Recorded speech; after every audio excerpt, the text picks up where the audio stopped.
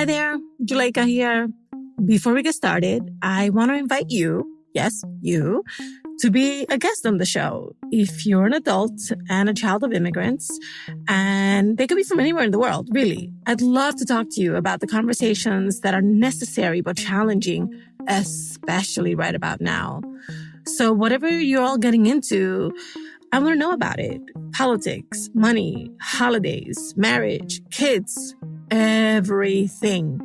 So send me an email directly at Juleka@Lantigua-Williams.com and we'll get you on the show. I can't wait to hear from you.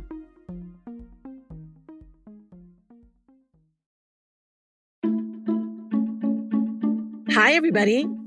This is part 2 of our 2-part episode on mother-daughter relationships. In part 1, you heard Liz talk about her difficult relationship with her mom and her fears and insecurities around becoming a mom herself. If you haven't heard it, please go back and listen to part 1 first. There was a lot in Liz's story that resonated with me, especially because as a daughter and as a first gen, I, like many of you, am charting new territory in the choices I make in my life. I'm doing things differently, really differently than the way my mom did things. And as a parent, I can tell you parenting is hard. And for those of us hoping to do it radically different than how we were brought up, it can feel daunting. I could certainly use some help. I bet some of you could too. So I did what I always do. I called in an expert. My name is Michelle Gomez. I am a spiritual life coach. My specialty is serving as a Latina mother wound healing conduit. Prior to pivoting my business towards helping women heal this wound, I was doing executive career coaching. And in doing that, I've also pursued a bachelor's in business management and a master's in business administration, while also publishing my very first book on imposter syndrome. So tell me about specializing in the Latina mother wound. So prior to pivoting my business, I had achieved everything on paper that most first-gen Latina daughters, are taught to achieve. And so I spent a lot of time in academia and corporate, while also having a successful, thriving marriage and 2 beautiful children. I had achieved everything hanging on the wall says that I should be happy.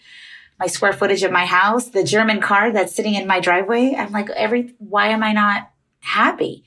And what happened was I finally realized that I was trying to achieve a certain level of self-acceptance because the relationship I've had with my mother and my father gave me some semblance that I wasn't enough as I am. My mother wound had gone unaddressed for a very, very long time. The coaches I worked with were not Latinas. My therapists that I had weren't even women.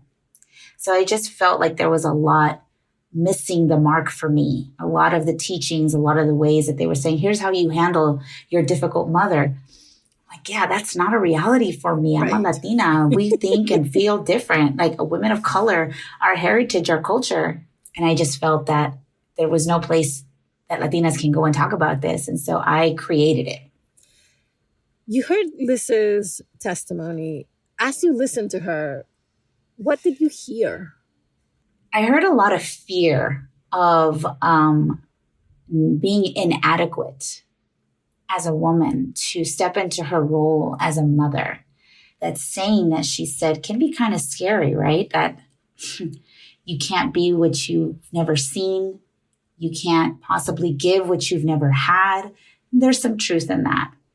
But one thing I noticed in Liz's testimony is that she has been doing her healing work already. She already sounds way more conscious than maybe our moms were aware of, self-aware, that would be the superpower I would encourage her to start with.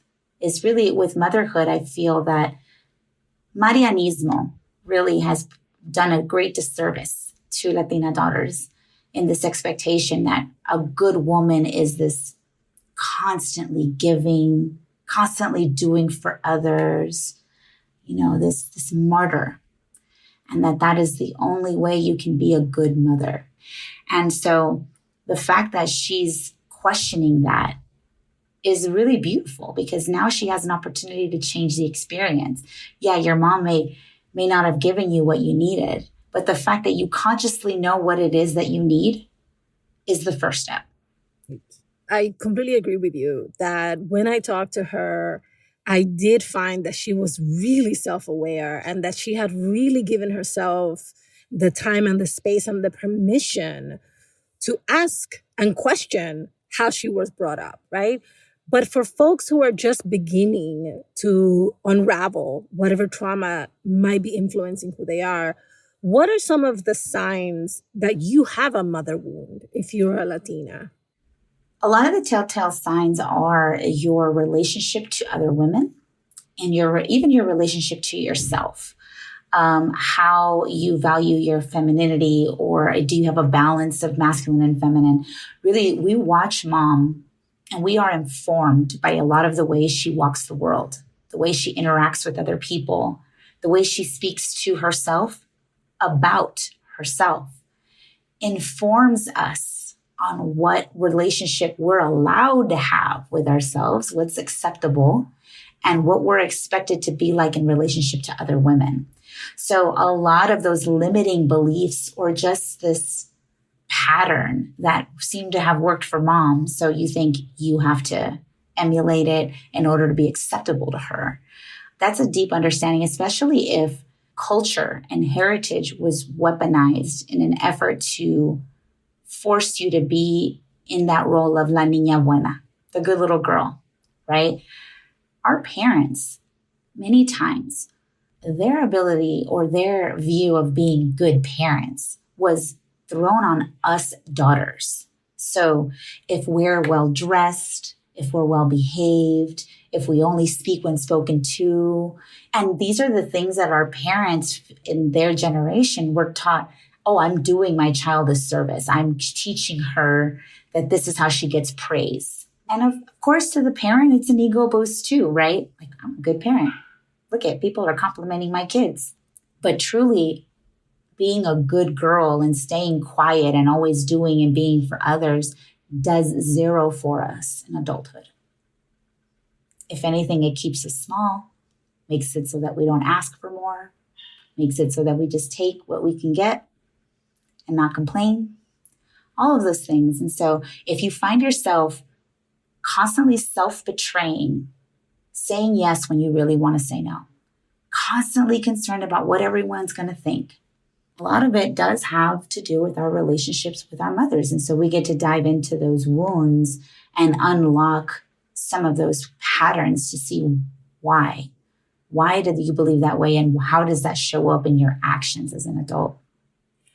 Talk to me about the work that has to happen for someone. They're starting to come into this awareness that there is healing that needs to happen, that there is a fundamental wound that they've been carrying around. Where does the work begin? And does the work only involve them, or at some point does the work involve the mom? So if I could answer it in reverse a little bit, mom does not have to be involved at all. I can already feel the tension of any listeners that are saying, oh my gosh, I have to confront my mom. Are you kidding? There's no way. Hermana, te entiendo. I know. Mother does not have to be involved because she's on her own path. You can't heal her, and her participation is not required.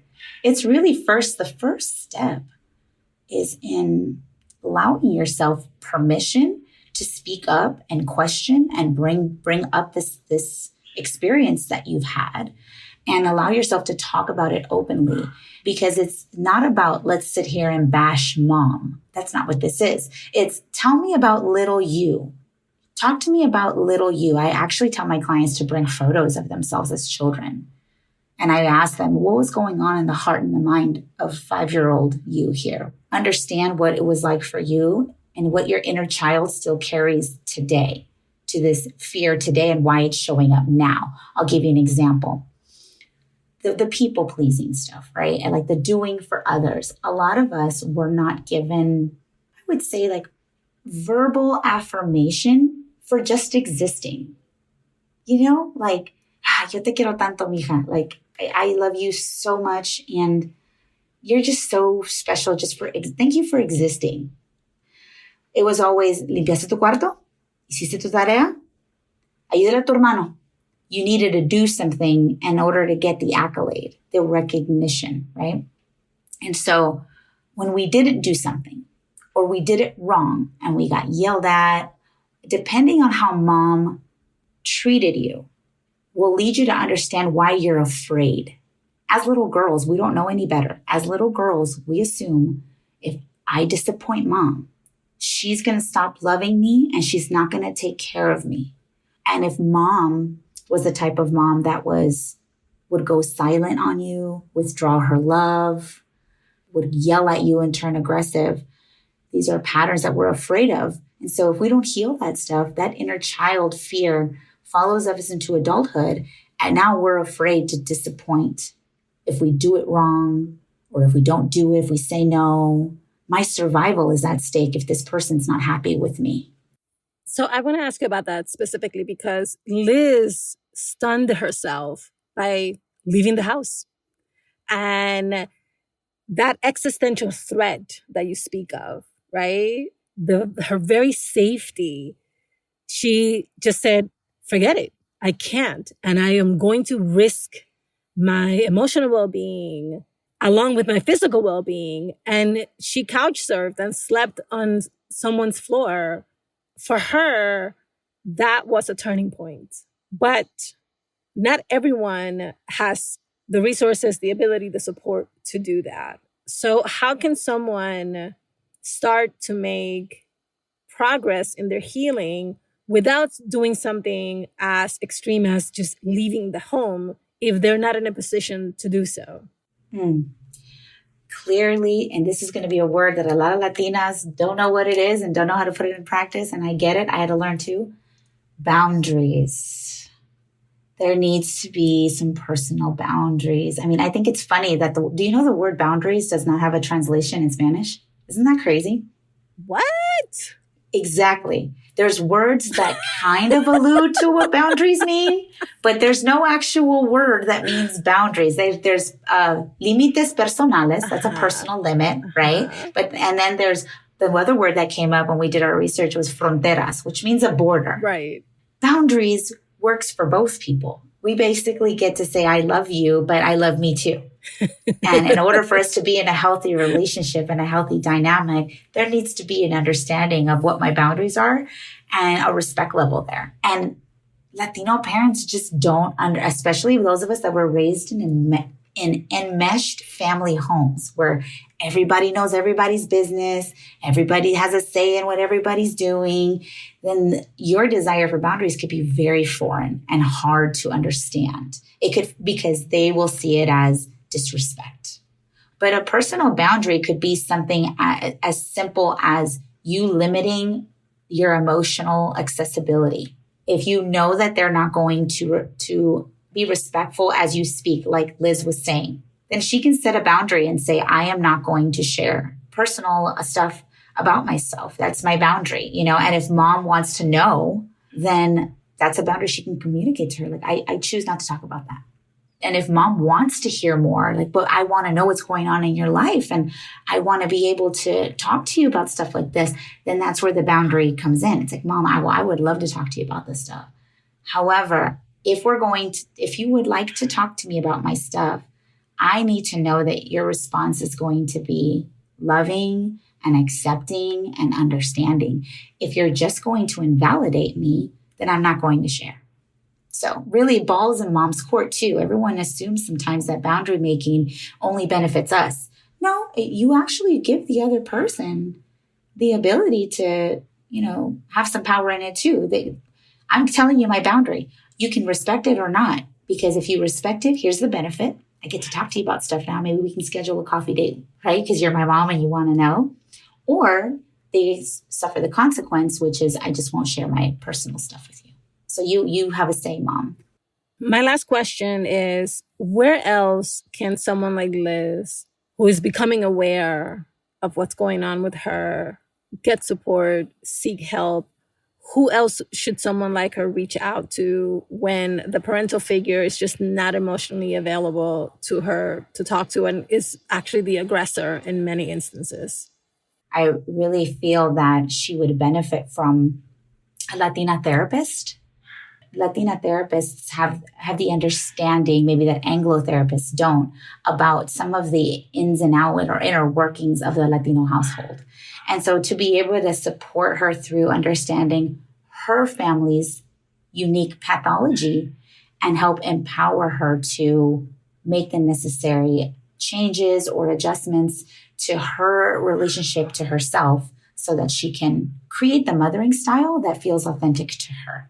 Because once you take autonomy and you're like, this is what I'm going to do, and I don't care who gets upset, then it's not just mothering, it's everything that you get to take that kind of energy into. Because in the end, you have to be your own mother.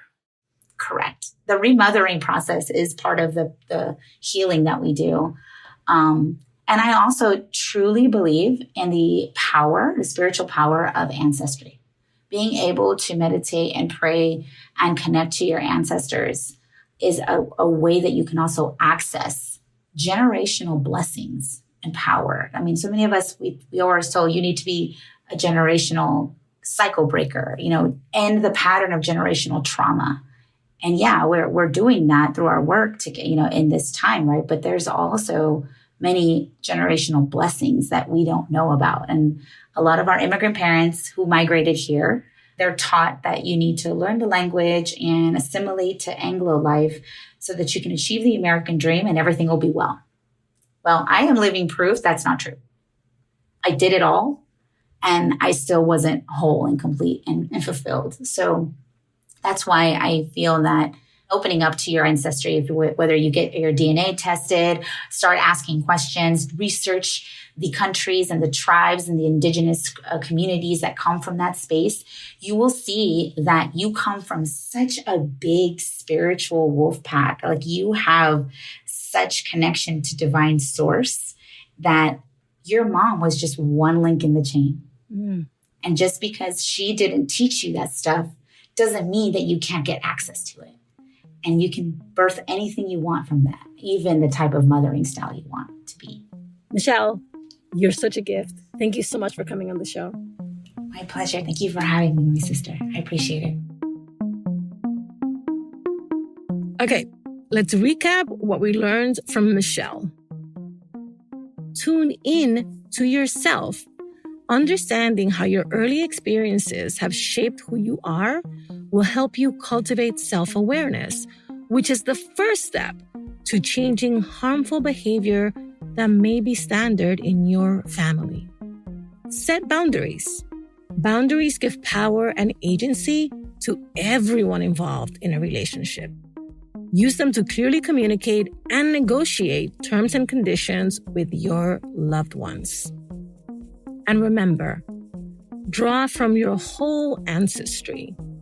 Your inheritance is not only what your parents taught you or passed on, there are generations of family members that came before them. And by doing a little research on your family's history, talking to older family members through prayer, meditation, you can learn from their strengths, values, traditions, and their resilience. This is your legacy. Use it as a resource to support you in your healing journey.